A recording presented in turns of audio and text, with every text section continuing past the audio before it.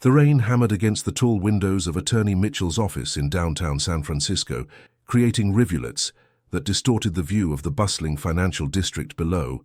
The mahogany conference room felt suffocating despite its spaciousness, filled with the heavy silence that only grief and disappointment could create.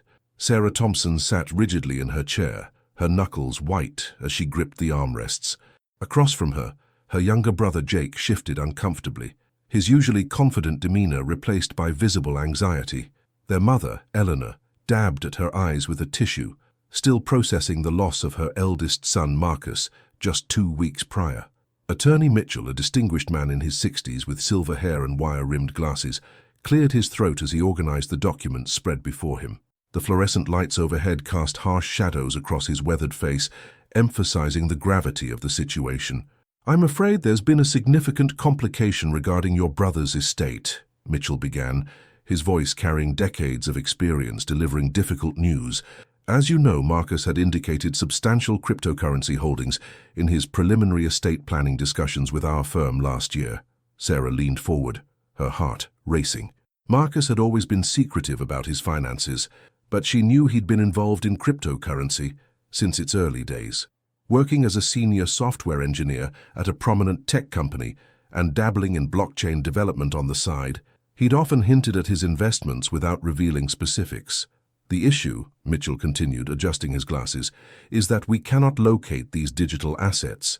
His bank statements show transfers totaling approximately $2.3 million to various cryptocurrency exchanges over the past 5 years, but the current balances in his known wallets are negligible." Jake's face went pale. "What do you mean negligible?" "Marcus told me last Christmas he was sitting on a gold mine. He said he'd never have to work another day in his life." Eleanor looked up from her tissue, confusion evident in her red-rimmed eyes. "I don't understand. He was always so careful with money, ever since he was a child. He wouldn't just lose it."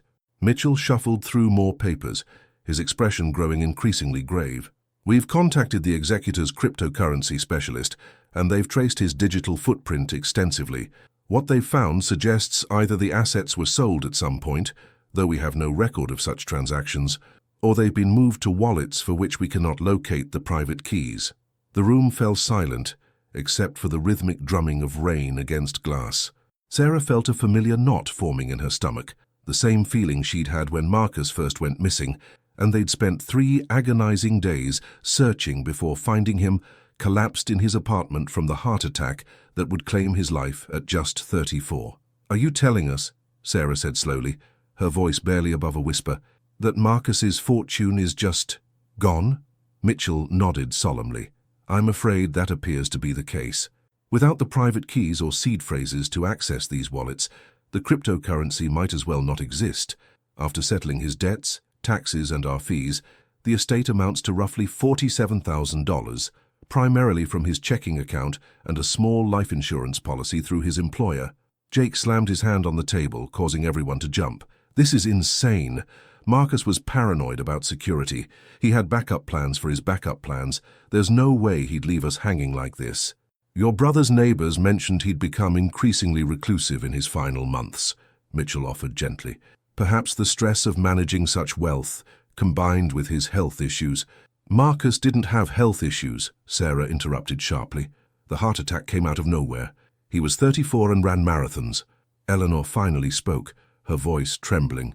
"He called me 3 weeks before the accident. He sounded strange, worried about something. When I asked what was wrong, he said he was working on securing the future and that everything would make sense soon." Sarah's mind raced. Marcus had always been methodical, almost obsessively so. She remembered visiting his apartment years ago and being amazed by his organization systems, everything labeled, categorized, and stored with military precision. The idea that he'd simply lose track of millions of dollars seemed impossible. "What about his personal effects?" Sarah asked. "His computers, phones, any notes or documents?" Mitchell consulted his notes. "The police released his personal items to the estate yesterday. They're currently in storage at our firm's facility, but I should warn you, our IT specialist has already attempted to access his devices. His laptop and desktop are both encrypted with military-grade security. Without the passwords, they're essentially locked vaults." The rain continued its assault on the windows, and Sarah found herself staring at the distorted cityscape beyond. Marcus had lived somewhere out there, in that maze of apartments and tech companies, harboring secrets that had apparently died with him. "I'd like to see everything," Sarah said firmly. "His belongings, his computers, anything that might give us a clue about what happened to that money." Jake nodded in agreement. Marcus wouldn't have left us in the dark. He loved puzzles, loved hiding things in plain sight. Remember when we were kids and he'd leave treasure hunt clues all around the house? Eleanor managed a weak smile at the memory. He always said the best hiding places were the ones where nobody thought to look. Mitchell made a note on his legal pad. "I can arrange for you to examine his effects tomorrow morning. However, I must caution you against getting your hopes up. We've already invested considerable resources in attempting to recover these assets." As the meeting concluded and the family gathered their belongings, Sarah caught her reflection in the rain-streaked window. She looked older than her 31 years, the stress of losing Marcus and now this financial mystery etching new lines around her eyes. But beneath the exhaustion, she felt something else stirring: determination. Marcus had always been her protector, the older brother who'd helped her through college, who'd been there when her marriage fell apart last year, who'd promised everything would work out. She refused to believe he'd leave them with nothing but questions and empty wallets. As they rode the elevator down to the lobby, Jake voiced what they were all thinking. "So what do we do now?" Sarah watched the floor numbers descend, each one bringing them closer to stepping back into a world where Marcus's legacy seemed to have evaporated like morning fog. But she thought about her brother's words to their mother, about securing the future, about everything making sense soon. "We find out what really happened," she said quietly, as the elevator doors opened to reveal the bustling lobby beyond. "Marcus was trying to tell us something. We just need to figure out what." The storage facility occupied the basement level of Attorney Mitchell's building, a sterile space filled with metal shelving units and fluorescent lighting that buzzed intermittently. Sarah pushed through the heavy door marked Estate Storage, followed by Jake and their mother Eleanor. The air smelled of cardboard and industrial cleaning solution, a sharp contrast to the polished offices upstairs. Mitchell's assistant, a young woman named Rebecca, led them to a corner section where several bankers' boxes sat on a wheeled cart. "These contain your brother's personal effects," she explained, handing Sarah a clipboard with an inventory list. "His laptop and desktop computer are in the boxes marked electronics. Please sign here to acknowledge receipt." After Rebecca left them alone, the three family members stood in awkward silence, staring at the physical remnants of Marcus's life reduced to a handful of cardboard containers. Sarah felt a wave of sadness wash over her, followed quickly by renewed determination. "Okay," she said, rolling up her sleeves. "Let's start with the electronics. If Marcus left us any clues, they'll be digital." Jake lifted the first electronics box onto a nearby table, while Eleanor opened a container marked Personal Items.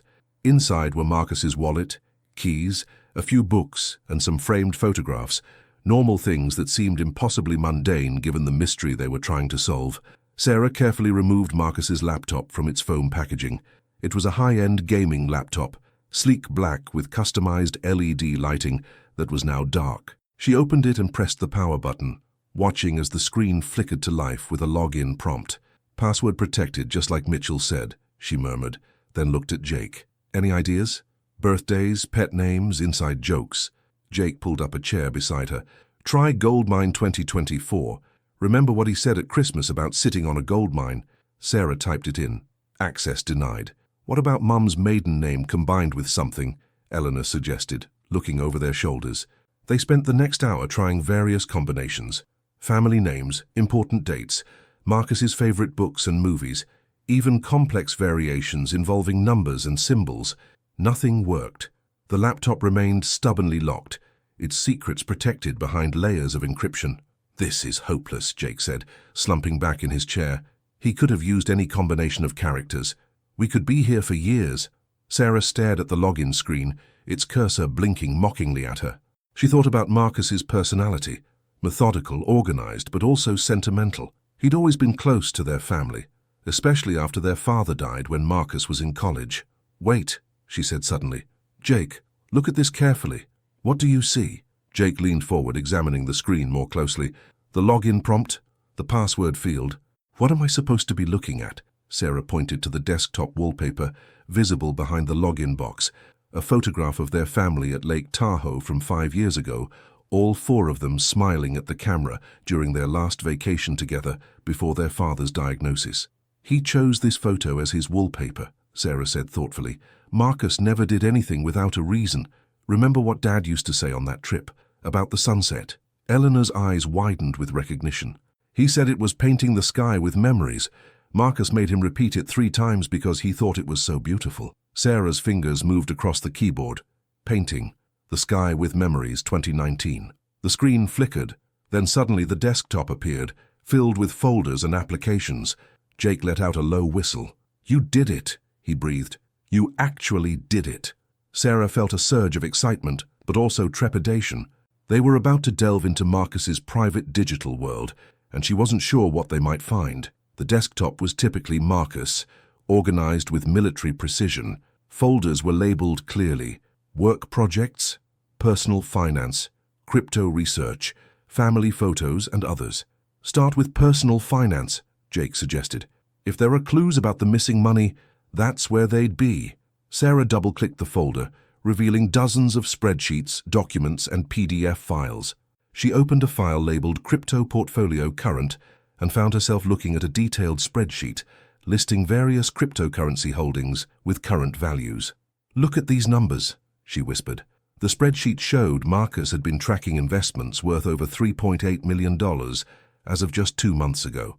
Bitcoin, Ethereum, and several smaller cryptocurrencies were all listed with specific wallet addresses and amounts. Jake pointed to a column labeled Status. Most entries were marked as active, but several of the largest holdings showed Moved to See Archive. "What archive?" Eleanor asked, peering at the screen. Sarah clicked through more folders, eventually finding one labeled Archive Confidential. Inside were dozens of files with names like Wallet Transfer Log, Security Protocols, and Emergency Procedures. She opened Emergency Procedures first, revealing a document that made her heart race. "If you're reading this, something has happened to me and you've managed to access my systems. The crypto isn't lost. It's hidden. I've been receiving threats for the past 3 months, and I've moved everything to cold storage as a precaution. The private keys are split across multiple locations for security. Sarah, remember the game we used to play in the attic? Jake, check the place where I taught you to drive. Mum, look where Dad used to hide your anniversary gifts." "Oh my God," Jake said softly. He knew something might happen to him. Sarah's hands were shaking as she continued reading. "The wallet addresses in this file are decoys. The real addresses are encoded in the photo metadata of our family pictures. Use the tool in my crypto research folder called Meta Extractor. The seed phrases are split into 3 parts, each hidden in the locations mentioned above. You'll need all 3 to reconstruct the master keys." Eleanor sat down heavily in a nearby chair. "Threats? What kind of threats? Why didn't he tell us?"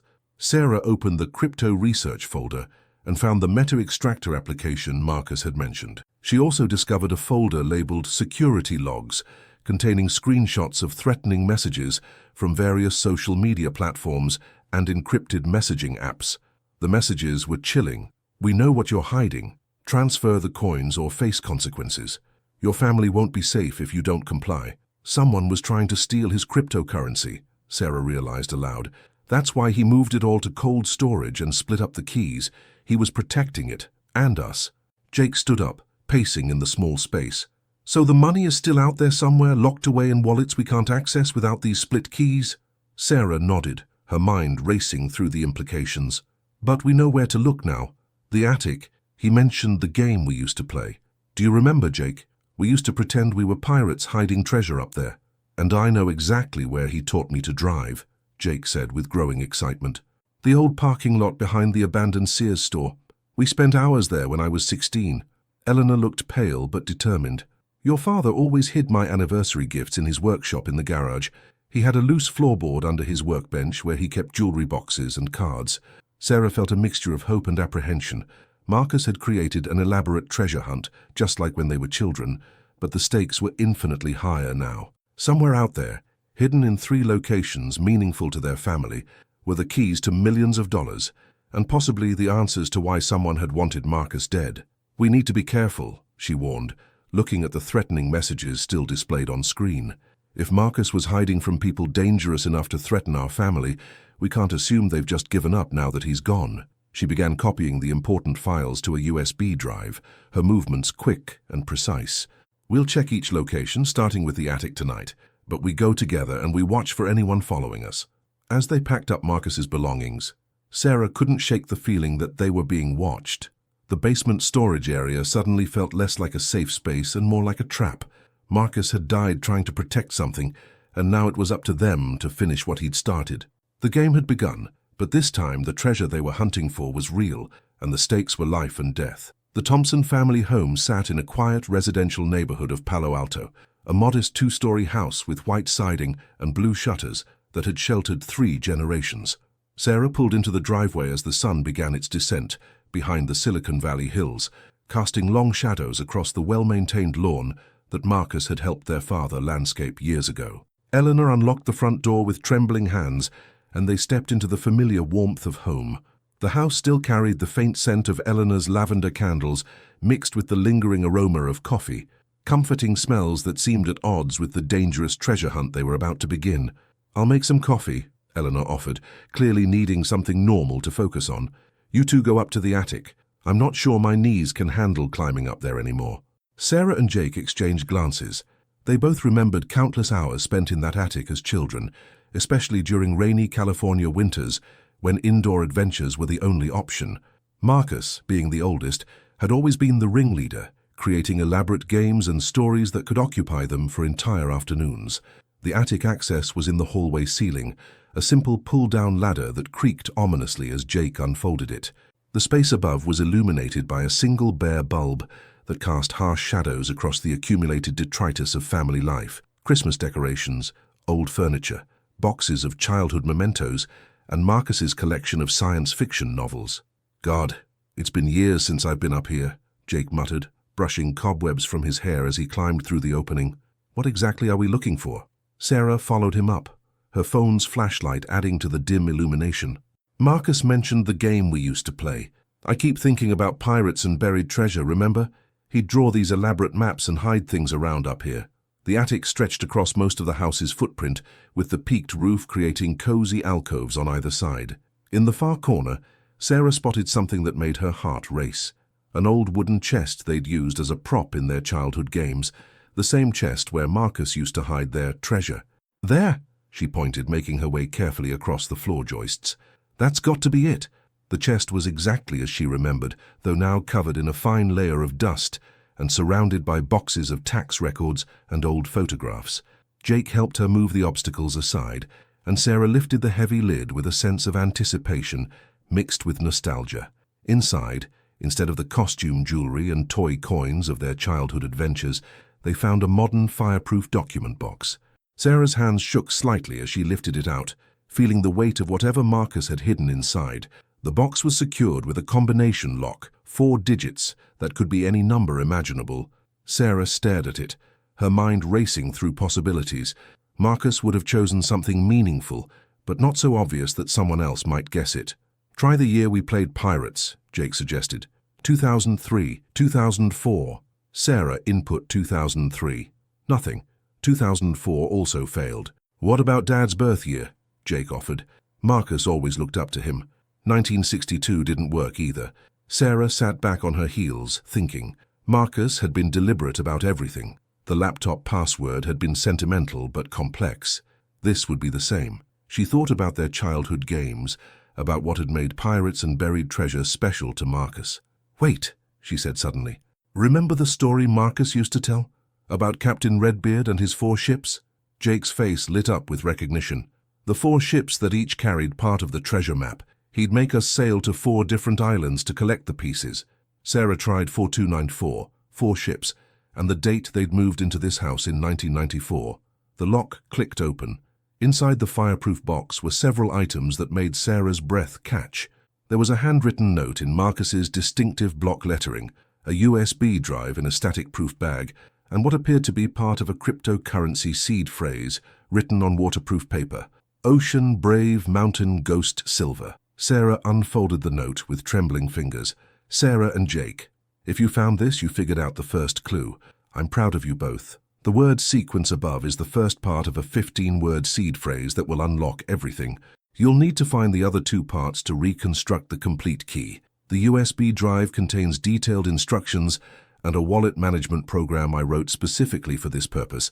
I've been trying to protect our family's future, but dangerous people have been pressuring me to transfer cryptocurrency that doesn't belong to them. They believe I have access to coins from an old exchange that was hacked 3 years ago. I don't, but they won't believe me. I've moved our legitimate holdings to ultra-secure cold storage to prevent theft. The second piece is where Jake learned courage behind the wheel. The third is where Dad showed Mom his heart every year. Trust each other, stay together, and remember that the greatest treasure has always been our family. All my love, Marcus. Jake read over her shoulder, his voice thick with emotion. He was protecting us. All this time we thought he was just being paranoid about security, but people were actually threatening him. Sarah carefully photographed the seed phrase words with her phone, then sealed them back in the static-proof bag. We need to get to that old Sears parking lot. If someone was pressuring Marcus, they might still be watching us. As they climbed back down from the attic, Sarah's phone buzzed with a text from an unknown number. "Stop looking or your family will join Marcus." Both siblings froze, staring at the message.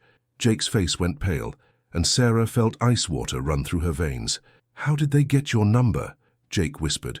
"How do they even know we're looking?" Sarah's mind raced through possibilities. Had someone been watching Attorney Mitchell's office? Were their phones being monitored? Had Marcus's enemies been keeping tabs on the family all along? "Mom!" Sarah called down to the kitchen, trying to keep her voice steady. "We need to talk." Eleanor appeared at the bottom of the stairs, coffee mug in hand, and immediately noticed their expressions. "What's wrong? Did you find something?" Sarah showed her the text message. Eleanor's coffee mug slipped from her fingers, shattering on the hardwood floor. "We're calling the police," Eleanor said firmly, reaching for her phone. "No," Sarah said quickly, grabbing her mother's arm. "Think about it, Mom. Marcus was dealing with this for months and didn't go to the police. There had to be a reason. If these people are dangerous enough to threaten our family, involving law enforcement might make things worse." Jake nodded reluctantly. "Sarah's right. Marcus was brilliant. If he thought going to the police was the solution, he would have done it. We need to finish what he started, get the cryptocurrency secured, and then we'll have leverage to deal with whoever is threatening us." Eleanor looked back and forth between her children, fear and determination warring in her expression. "So what do we do?" Sarah pocketed her phone. Decision made. "We get the other two pieces of the seed phrase, we reconstruct Marcus's wallet keys, and we transfer everything to new secure wallets that only we control. Once the money is safe, these people have no reason to threaten us anymore." "And if they try to stop us?" Jake asked quietly. Sarah thought about Marcus, about his methodical planning and his love for their family. He'd risked everything to protect them, creating an elaborate safeguard system even as dangerous people closed in around him. "Then we finish this the way Marcus would have," she said firmly. "Together and smarter than they expect us to be." Outside, a car engine started in the distance, though Sarah couldn't tell if it was just a neighbor or something more sinister. The game Marcus had started was becoming more dangerous with each move, but they were committed now. The second piece of the treasure map was waiting for them in an abandoned parking lot, and time was running out. The abandoned Sears parking lot stretched like a concrete wasteland under the pale glow of distant streetlights. Located behind a strip mall that had seen better days, the cracked asphalt was littered with weeds pushing through the gaps and the occasional piece of trash blown in by the evening wind. Sarah pulled her Honda into the far corner, headlights sweeping across the empty expanse where Jake had learned to drive 8 years ago. "I can't believe this place is exactly the same," Jake said, peering through the windshield. "Even that shopping cart is still there by the loading dock." Sarah turned off the engine, and they sat in darkness for a moment, listening to the ambient sounds of the city around them. Traffic hummed on the nearby highway, and somewhere in the distance, a siren wailed. Normal urban sounds that now seemed potentially threatening given the text message they'd received. "Are you sure about this?" Eleanor asked from the back seat. They'd convinced her to come along after deciding that splitting up would be more dangerous than staying together. "What if someone followed us?" Sarah scanned the surrounding area through her mirrors. The strip mall's few remaining businesses had closed hours ago, leaving only the neon glow of a 24-hour donut shop at the far end. A few cars moved along the main road, but nothing seemed to be lingering or watching. "We'll be quick," Sarah said, opening her door. "Jake, where exactly did Marcus set up the driving lessons?" Jake pointed to a section of parking lot near what had once been the store's automotive center. Over there by those concrete barriers, he'd set up orange cones in different patterns and make me practice parallel parking between them.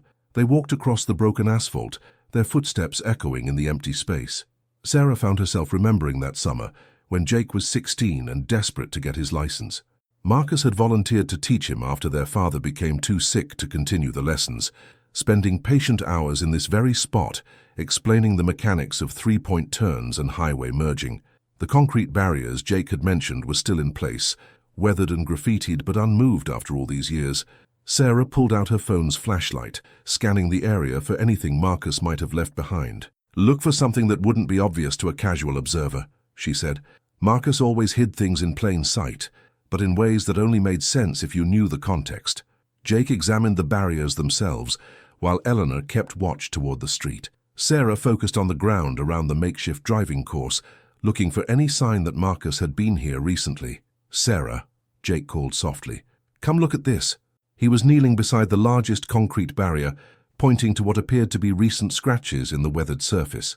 Upon closer inspection, Sarah could see that someone had carefully carved a small symbol, the same stylized anchor that Marcus had used in their childhood pirate games. "That's definitely his mark," she confirmed, feeling along the concrete surface around the symbol. Her fingers found a small depression, and when she pressed it, a section of the barrier shifted slightly. "It's been modified," Jake realized, helping her work the concrete piece loose. He must have come out here and created a hiding spot. The loose section revealed a hollow cavity inside the barrier, just large enough for another fireproof document container. Sarah's heart raced as she pulled it out. This one was identical to the box from the attic, complete with another 4-digit combination lock. "Same lock system," she observed. "What numbers would be meaningful to this location?" Jake thought for a moment. "Try the year he started teaching me to drive, 2016. The lock opened immediately, revealing the second piece of the treasure hunt. This time, along with another USB drive and waterproof paper, containing 5 more words of the seed phrase, there was a small digital camera memory card and another handwritten note. Sarah unfolded the letter, reading aloud in the dim glow of her phone light. "If you've made it this far, you're following the trail correctly. The words for this section are Window Dance Forest Bright Shadow. Combined with the first section, you now have 10 of the 15 words needed to access the wallets. The memory card contains photos I took of the people who have been threatening me. I've been documenting everything in case something happened. There are also recordings of phone calls where they demanded I transfer cryptocurrency from the Crypto Central Exchange hack. They believe I was one of the inside developers who helped steal 50,000 Bitcoin 3 years ago. I wasn't involved, but they have evidence suggesting otherwise. Evidence I believe was fabricated. The final piece is where Dad kept Mom's happiness. You're almost there. Stay together, trust no one else, and remember that sometimes the bravest thing you can do is run. Be careful. If they're watching you read this, leave immediately and wait 24 hours before continuing." As Sarah finished reading, a car engine rumbled to life somewhere in the darkness beyond the parking lot. All 3 family members froze, listening as the sound grew closer. "Someone's coming," Eleanor whispered, her voice tight with fear. Headlights swept across the parking lot from the street entrance, and Sarah saw a dark SUV moving slowly in their direction. Her heart hammered as she stuffed the container contents into her jacket pockets. "Back to the car now," she hissed, but even as they started moving, she realized they'd never make it in time. The SUV was accelerating, cutting off their path to the Honda. "This way!" Jake grabbed their arms, pulling them toward the loading dock of the abandoned store. "There's a service corridor behind the building. I used to skateboard back there in high school." They ran across the uneven asphalt, Eleanor struggling to keep up despite her determination.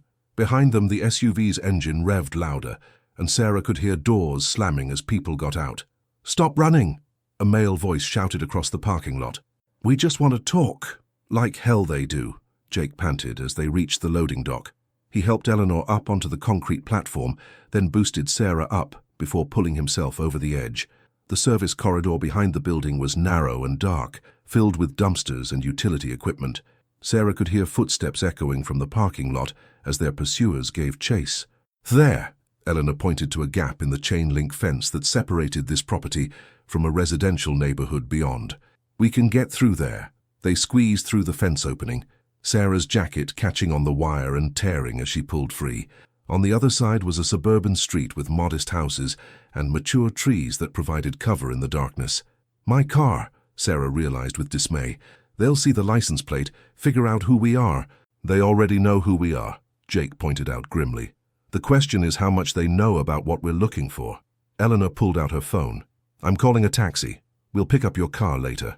As they waited in the shadows of a large oak tree, Sarah examined the memory card Marcus had left behind. Even in the darkness, she could see it was labeled Evidence in his careful handwriting. Whatever's on this card, it was important enough for Marcus to risk hiding it, she said quietly. He wanted us to know who we're dealing with. In the distance, they could hear car doors slamming again and engines starting. Their pursuers were leaving, but Sarah knew this was far from over. They had 2/3 of the seed phrase now, which meant they were close enough to the cryptocurrency to make their enemies desperate. One more location, Jake said, echoing her thoughts. Dad's workshop. Then we'll finally know what Marcus died trying to protect. Sarah nodded, but she couldn't shake the feeling that the next treasure site would be the most dangerous yet. Whoever was chasing them had been patient so far, letting the family lead them to the hidden clues. But with only one piece of the puzzle remaining, that patience was likely to run out. The game was nearing its end, and the stakes had never been higher. The taxi dropped them 3 blocks from the family home, a precaution Sarah insisted on after their encounter at the parking lot. They walked through the quiet residential streets of Palo Alto, staying close to hedges and trees that provided cover from streetlights. Eleanor had called ahead to ask their neighbor, Mrs. Chen, to check if anyone suspicious was watching the house. The elderly woman, who had been their neighbor for 15 years, reported everything looked normal. The Thompson house sat peacefully under the star-filled sky, its familiar silhouette bringing a temporary sense of safety. Sarah's Honda was nowhere to be seen, presumably still at the abandoned parking lot where they'd been forced to abandon it, but that was a problem for another day. The workshop is in the detached garage, Eleanor said softly as they approached through the backyard. Your father converted half of it when you kids were young. He needed a place to work on his projects without disturbing anyone. Sarah remembered the workshop well, a cluttered but organized space where their father had built birdhouses, repaired household items, and pursued his hobby of woodworking. After his death 2 years ago, Eleanor had left everything exactly as he'd arranged it, unable to bring herself to disturb his final workspace. The garage was accessible through a side door, and Eleanor produced the key with shaking hands. The workshop occupied the far half of the building, separated from the car bay by a partial wall. Eleanor flicked on the fluorescent lights, revealing the space frozen in time like a museum exhibit. George Thompson's workbench dominated one wall, its surface still organized with the tools and projects he'd been working on during his final months. Hand tools hung on pegboards with almost military precision, and several unfinished birdhouses sat in various stages of completion. The air smelled of sawdust and machine oil, tinged with the faint aroma of wood stain. Under the workbench, Eleanor said, her voice thick with emotion. There's a loose floorboard where he used to hide my anniversary and birthday gifts. I always pretended not to know, but I caught him coming out here late at night many times over the years.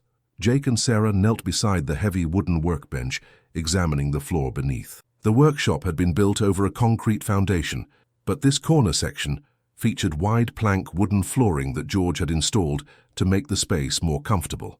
Sarah ran her hands along the boards, feeling for any that seemed loose or different from the others. Near the back wall, one plank shifted slightly under pressure. This one, she said, working her fingers along the edges. Help me lift it. Jake found a thin pry bar among their father's tools and carefully lifted the loose board.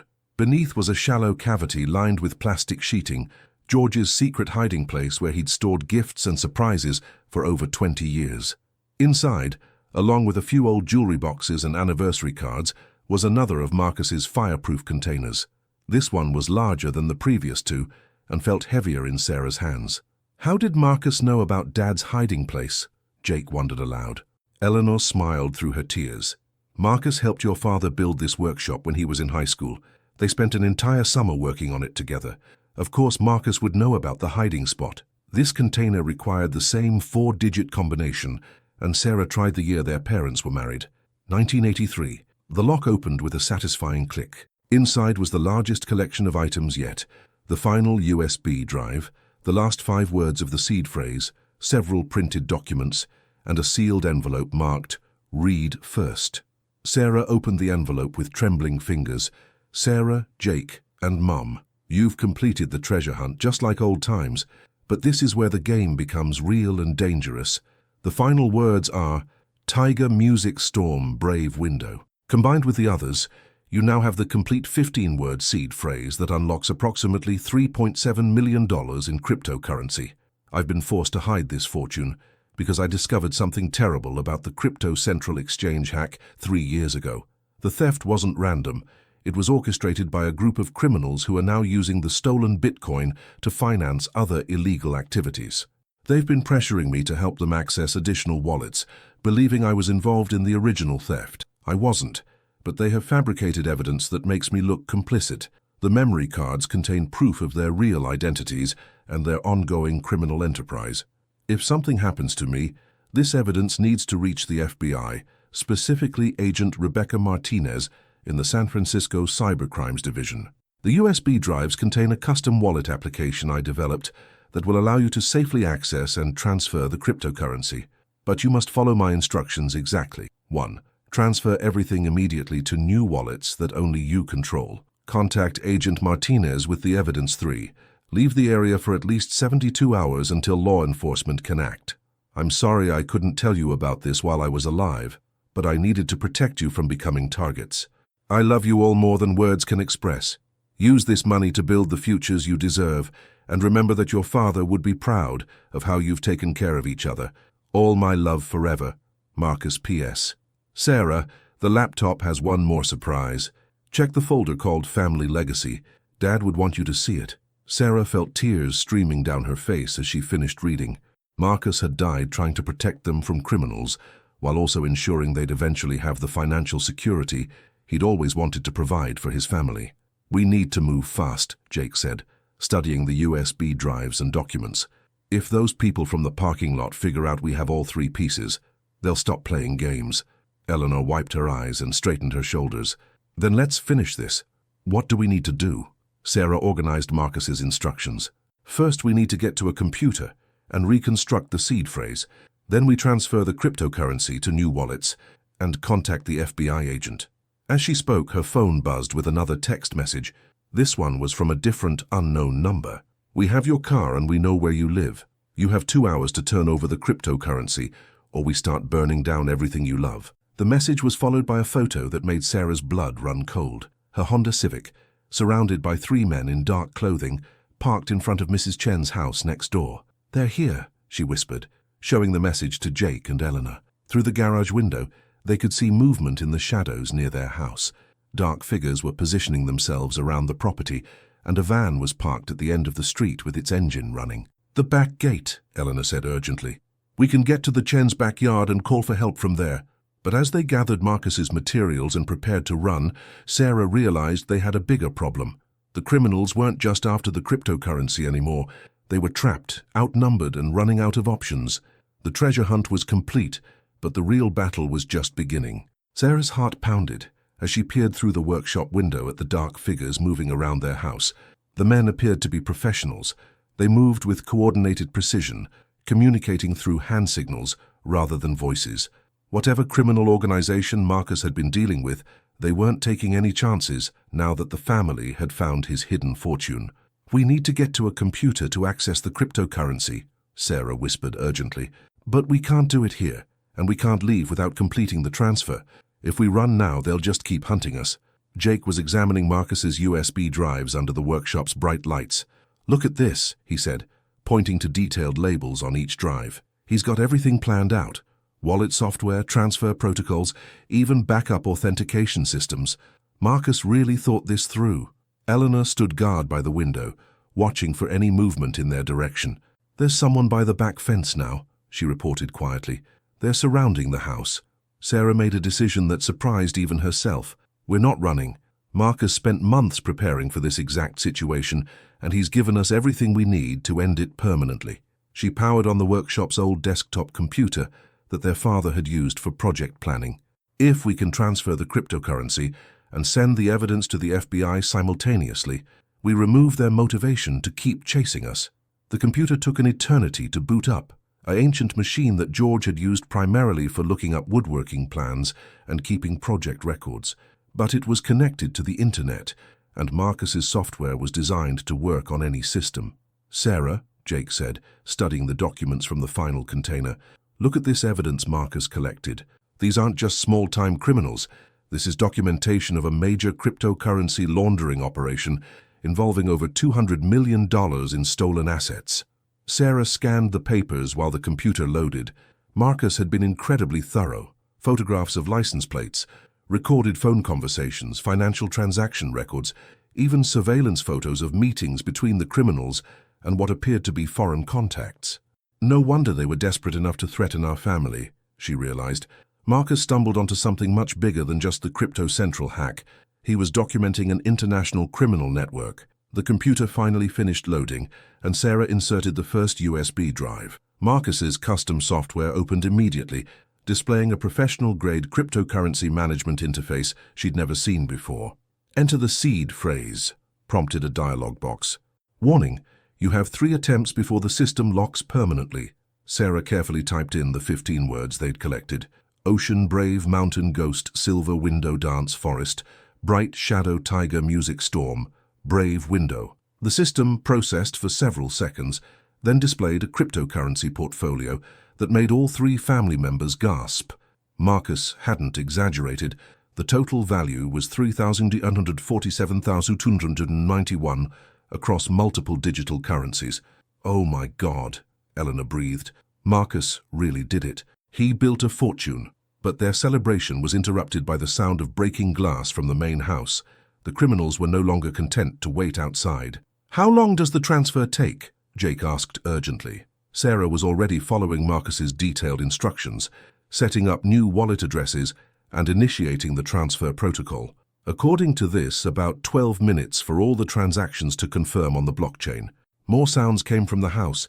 Footsteps, doors slamming, voices calling out. The criminals were searching room by room, probably expecting to find the family hiding inside. "They'll check the garage eventually," Eleanor said, her voice tight with controlled fear. Sarah's fingers flew across the keyboard, simultaneously starting the cryptocurrency transfers and uploading Marcus's evidence files to an encrypted server that would automatically forward everything to Agent Martinez at the FBI. Marcus had even pre-written a detailed report explaining the entire situation. 6 minutes, she announced, watching the progress bars crawl forward. "We just need 6 more minutes." That's when they heard the side door of the garage rattle. Someone was testing the handle. Jake grabbed a hammer from their father's tool collection, positioning himself beside the door. Eleanor found a crowbar, her face set with determined fury that reminded Sarah of their father's protective instincts. The door handle turned slowly, and Sarah realized with sinking dread that they'd forgotten to lock it behind them. The door swung open, revealing a man in dark clothing with a pistol drawn. He was middle-aged with sharp features and calculating eyes that swept the workshop before settling on the computer screen.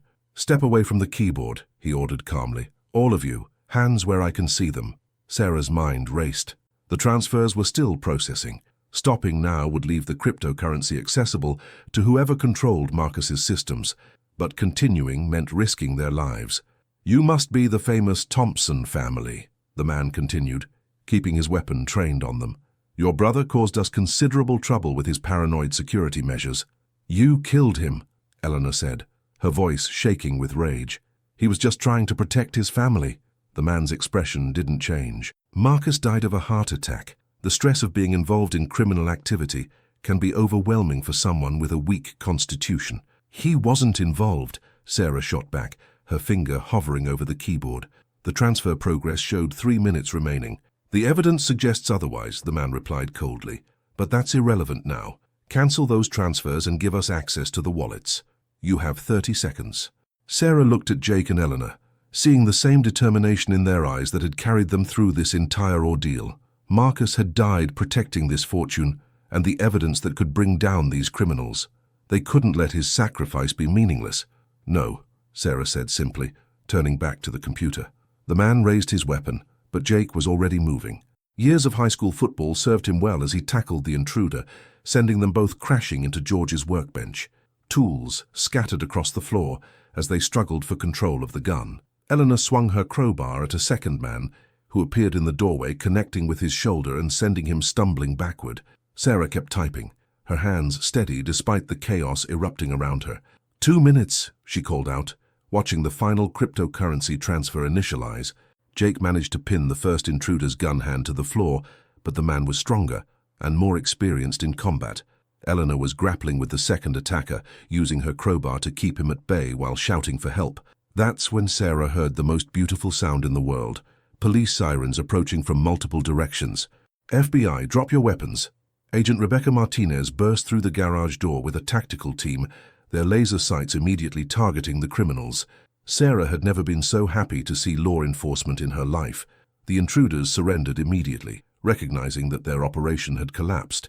As they were being handcuffed, Sarah saw the computer screen flash green. All transfers completed successfully. Transfer completed, she announced, slumping back in the chair as adrenaline finally gave way to exhaustion. Agent Martinez approached the computer, examining Marcus's uploaded evidence files. Your brother was working with us, she explained quietly. He contacted our office 3 weeks ago about the threats he was receiving. We've been building a case against this network for months. Sarah felt tears of relief streaming down her face. Then he wasn't alone. He had help. Marcus was incredibly brave, Martinez continued. His evidence has helped us identify and arrest 17 members of an international cryptocurrency laundering operation. The assets they were trying to steal tonight represented just a fraction of what they've taken from victims worldwide. As the criminals were led away and the scene secured, Sarah finally accessed the folder Marcus had mentioned in his final note. Family Legacy. Inside was a video file dated just 1 week before his death. The video showed Marcus sitting at his computer, looking tired but determined. His voice was steady as he spoke. If you're watching this, then you've successfully completed our treasure hunt and recovered the cryptocurrency. But the real treasure was never the money. It was proving that our family can overcome anything when we work together.